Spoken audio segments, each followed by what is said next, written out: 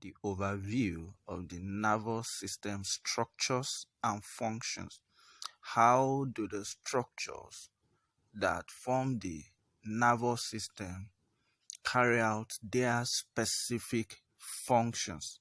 This will be the first of our lecture series on neurophysiology.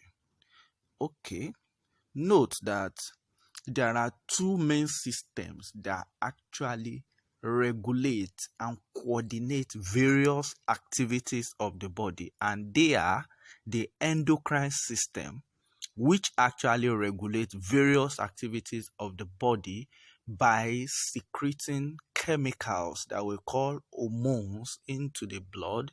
The hormones in turn move and bind to specific receptors which are present in their target organ, thereby initiating certain things that will in turn regulate the activity of the body. Just like the endocrine system, we also have the nervous system, who is also very important when it comes to regulation of different activities of the body. However, just the same way the endocrine system is doing this by synthesizing and releasing chemicals, the nervous system is carrying out the same function via what is called electrical transmission, or what you call by sending impulses.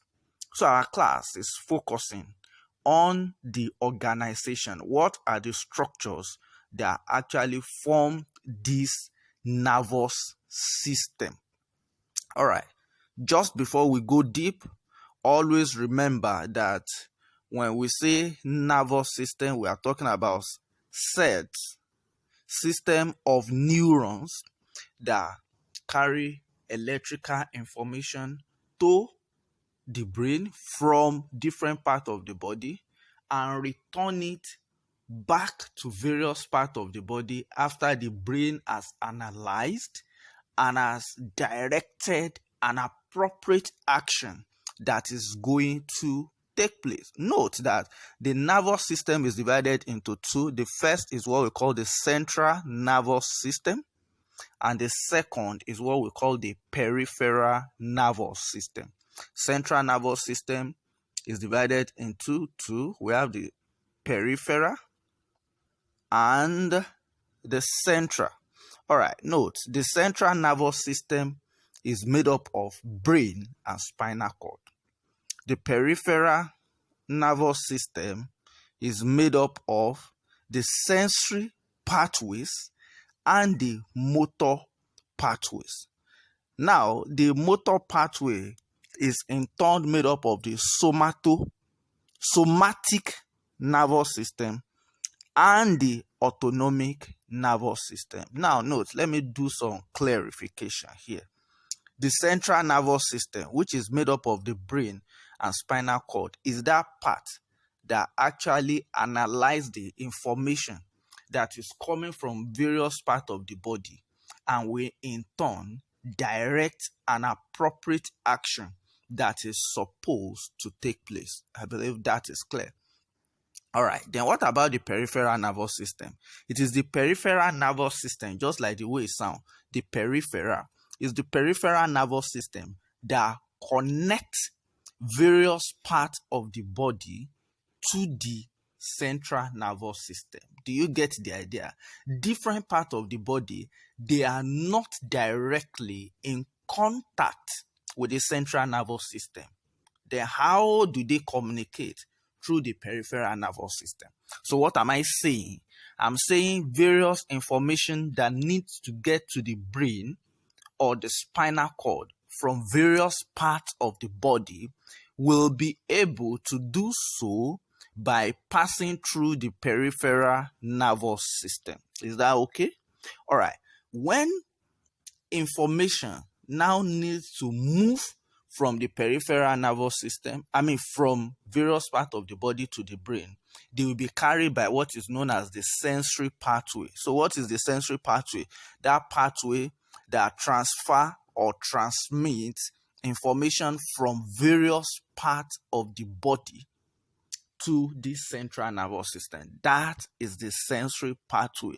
Now, information that move along that pathway is now termed sensory information, or you say sensory impulses.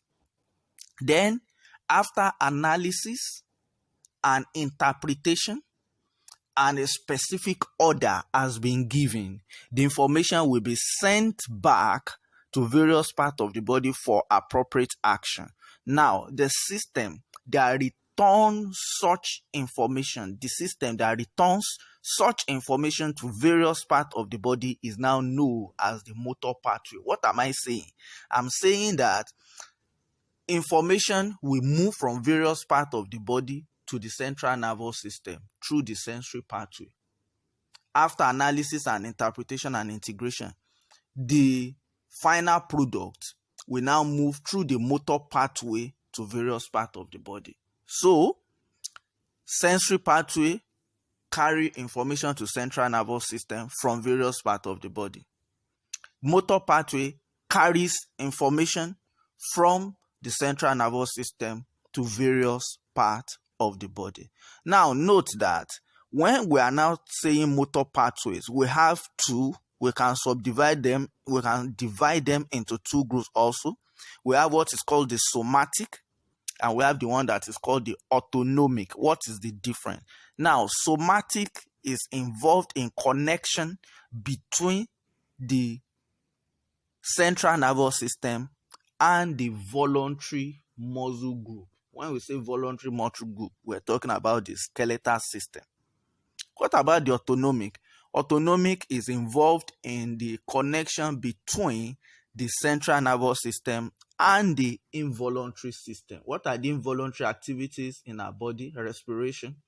You are not the one controlling your breathing in and breathing out. What is another example? Heart rate. The way your heart is beating is not directly regulated by you. You cannot say, I just want to stop my heart from breathing now. Another example is the GI motility. You are not the one controlling the rate at which your stomach is emptying its content into the small intestine, and how the small intestine is pushing into the large intestine, and how the large intestine is mixing and carrying out all the various motions. You are not the one directly in charge of that. The way pupils is dilating when you are scared, the way it is constricting because of bright light, all these form what is called the involuntary actions or involuntary activities. So we are saying that motor functions, meaning connection between the central nervous system and various parts of the body, can be in two categories. We have the one that is voluntary, and that forms under the somatic nervous system. Then we have the one that is involuntary. That forms under what is called autonomic nervous system. Now, the autonomic nervous system itself is now subdivided into sympathetic and parasympathetic nervous system. We are going to discuss that as a separate topic on its own. However, just know when you hear sympathetic, what should come to your mind is fight or flight. When you are scared and you need to run or fight back, that is the system that is going to help you to do that. While the parasympathetic nervous system, what should come to your mind is rest or digest. So the parasympathetic nervous system is very important in rest and digestion of food substances. When we are at rest, the parasympathetic nervous system is completely at work. Now, this forms the organization of the nervous system. Now, the next thing we should talk about is what is the structural and the functional unit of nervous system. That's the neuron. The neuron forms the structural and the functional unit of nervous system. Now, just like the way I explained earlier that information will move from various parts of the body through the sensory pathway to the brain or spinal cord. After analysis and integration, information will move back from the brain and spinal cord to various parts of the body. Now, so we have neurons in all these categories. Now, the neurons that carry impulses from receptors to the central nervous system are called the sensory neurons. The neuron that carry impulses from the central nervous system to the effector organ, meaning various parts of the body, are known as the motor neurons. Now, the neurons that connect the sensory and the motor neurons together, we call them interneuron. These neurons help and provide more complex reflexes and higher associative learning. Note that sensory and motor neuron constitute what we call the peripheral nervous system. You now get the idea. The interneurons are located within the central nervous system. So meaning in terms of function, we can actually classify neurons as sensory neurons, motor neurons, and interneuron. Look at the way it is. So the sensory neurons carry information to the to the brain and spinal cord for integration, while the motor neuron return the same information after analysis to various parts of the body. Now, note that neurons are the structural and the functional unit of nervous system. And if you will not remember anything about neurons, note that they have three parts. They have the part that is known as the cell body, which is the coordinating center for neurons. Then they have projections. What are projections? Projections are like extension of the cell body. Now, this extension can be dendrites or axons. What do you mean extension? So we are saying like cytoplasmic projections. We are saying processes that arise from the cell body. Now, on this slide, to the left are what we call the dendrites. Dendrites can be one or they can be many. Then to the right is what we call the axon. All these, they are projections, or you call them extension of the cell body. Now, what's the difference between dendrite and axon? Note that information move along the entire length of the axon, and information usually flow in one direction. Do you get? Now, dendrites are the projection that we carry information to the cell body. So meaning dendrite deliver, like D. Dendrites deliver information to the cell body. Axon away. Axons carry information away from the cell body. You must always have that at the back of your mind. Sensory neurons deliver information to the central nervous system. Motor neurons carry information away from the central nervous system.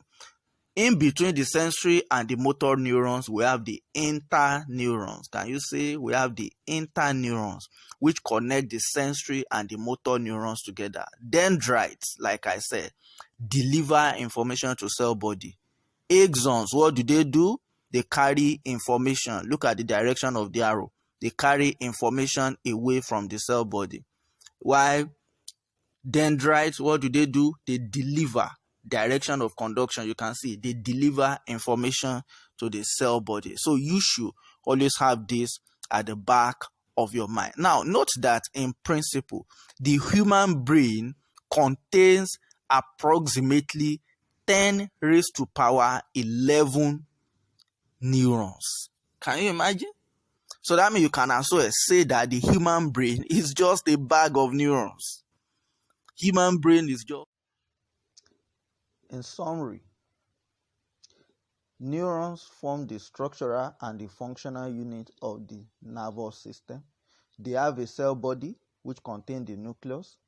They have cytoplasmic projections which forms the dendrites and the axons. Dendrites deliver information to the cell body. Axons carry information away from the cell body. Communication between two neurons is called synapse. But note, there are two words that you must always have at the back of your mind. What is called a nuclei and what is called a ganglia. A nuclei and a ganglia. What is a nuclei? When we have aggregation of cell bodies within the central nervous system, it is called a nuclei. That's where you have things like nucleus of tractus solitarius, nucleus ambiguous. They are talking about aggregations of cell bodies within the central nervous system. All right. What about when you now have aggregation of cell bodies outside the central nervous system? It is called a ganglia. So you must know the difference between these two words. It is very, very important. Now, still talking about neurons, it is important that you know that neurons have certain supporting cells that are called neuroglia. Glia means support. Neurons have supporting cells that are called neuroglia, and their function is basically, number one, to support the architecture of the neuron. Number two, to insulate. And number three, to also secrete chemicals for growth and nourishment. Functions of neuroglia. Number one, support the architecture. Number two, insulate. Number three, supply nutrients and supply factors for growth. It is also important that you note that neurons will not be able to function effectively without the neuroglia.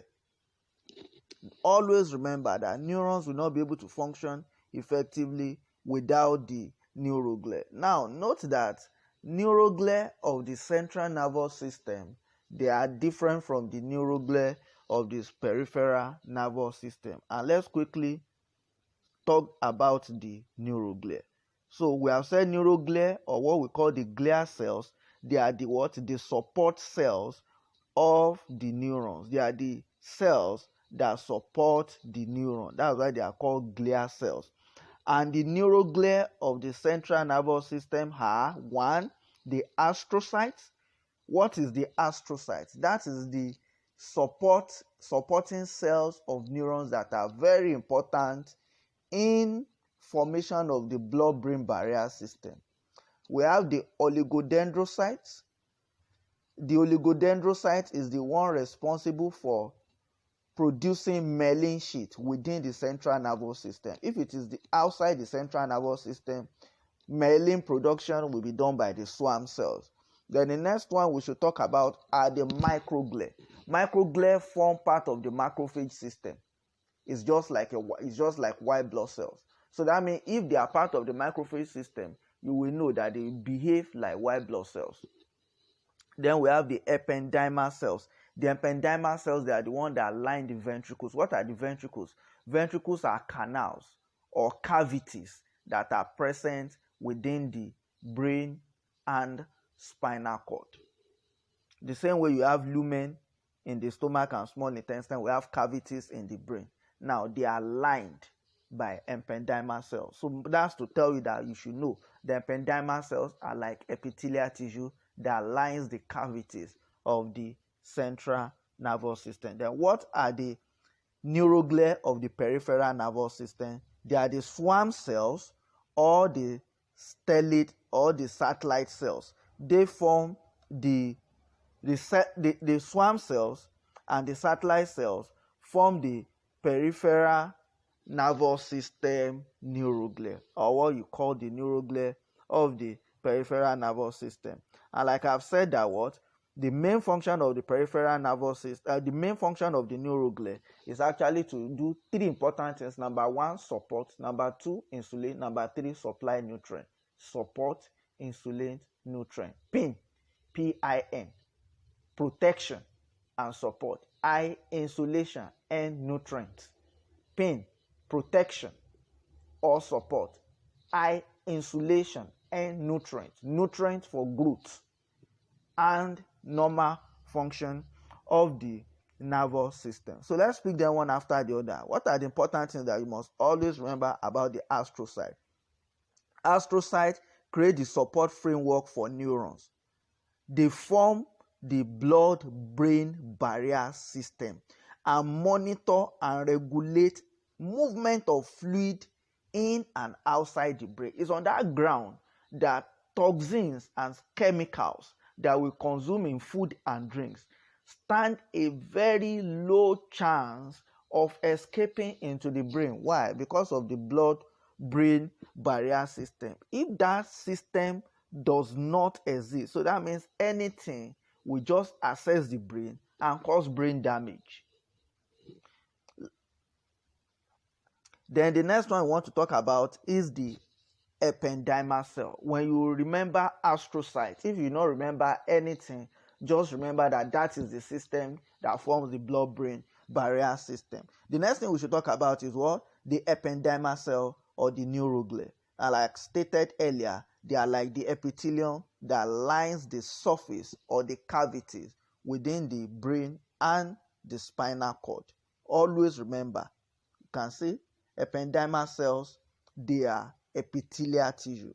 They are type of epithelial tissue that line the surface or the cavities within the central nervous system. Always remember that. All right, the next one we should talk about are the oligodendrocytes. What do they do? I stated that earlier. I said oligodendrocytes, they create myelin sheath around the axons of neurons in the central nervous system. What is the importance of the myelin sheath? Myelin sheath allow impulse transmission to be very fast. The main importance of myelin sheath is to ensure increase in speed of impulse transmission. Now, how is this going to happen? Impulse jump from one node of Ranvier to another node of Ranvier during transmission. That process is what is called saltatory conduction. Now, what is node of Ranvier? Node of Ranvier is that region where there is no myelin sheath along the length of the neuron, along the length of the axon. Node of Ranvier is that point where there is no myelin sheath. So we have said myelin sheath wrap up the projection, the axon of the neuron. But there are points, there are locations where there is where myelin sheath is lacking. Now, during impulse transmission, impulse jump from one node of Ranvier to another node of Ranvier. So when we say saltatory conduction, we're actually talking about jumping conduction. So you can imagine when something is jumping, the speed will be more than when it's merely walking, which is why saltatory conduction guarantee fast transmission of impulse, and that is possible because of the presence of oligodendrocytes. Note, the brother to oligodendrocyte that is present in the peripheral nervous system is the swarm cell. So we have oligodendrocytes in the central nervous system producing myelin sheath. On the peripheral nervous system, we have the swarm cell also producing. There's one more thing that you should always have at the back of your mind, and is the fact that myelin sheath are lipoprotein coverings produced by glial cells, like in case of swarm cells in peripheral nervous system, and oligodendrocytes in the central nervous system. Myelin sheath are produced by swarm cells in peripheral nervous system and oligodendrocytes in the central nervous system. And we have said they increase the speed of impulse transmission. Note that there are diseases that affect production of myelin sheath, and these are called demyelinating diseases. Two important ones that you must always know is the multiple sclerosis, which affect myelin sheath production within the central nervous system, and the sister disease known as the Guillain-Barré system, Guillain-Barré system, or Guillain-Barré syndrome, Guillain-Barré disease, or Guillain-Barré syndrome, which affect myelin sheath production within the peripheral nervous system. In our subsequent discussion, we'll start from neural tissue organization and related topics. Thank you for watching this video.